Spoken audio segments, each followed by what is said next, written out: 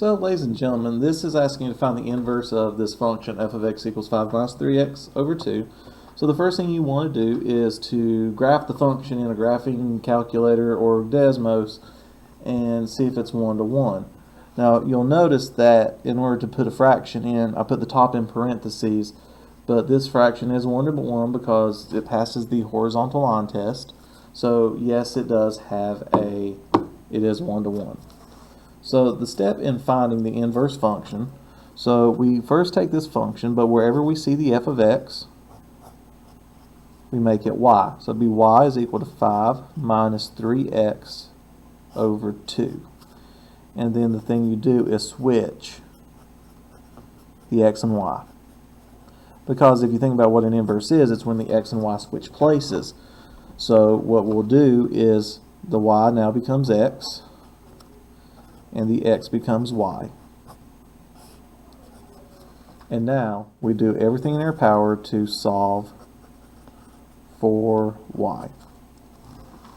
So we're trying to get this y by itself, so the first thing we're going to do in this problem is to multiply both sides by 2 to get rid of the fraction on the bottom. This will give us 2x is equal to 5 minus 3y. Then we can divide both sides by nothing because that's not the next step, Mr. Taylor. Come on.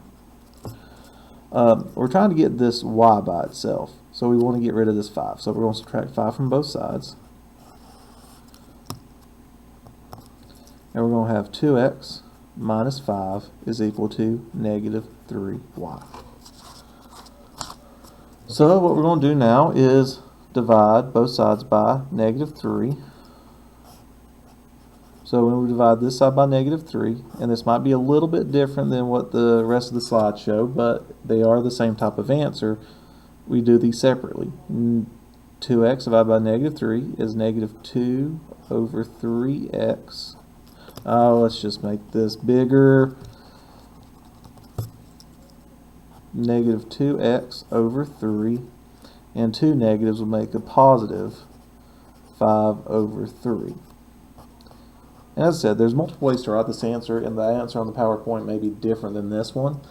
So your final step is you're going to switch y with the notation f negative 1x. This just means inverse. So your final answer would be f negative 1x is equal to negative 2/3 x plus 5/3. But as I said, there's multiple ways to write this final answer. But this is your second or your example. Have fun.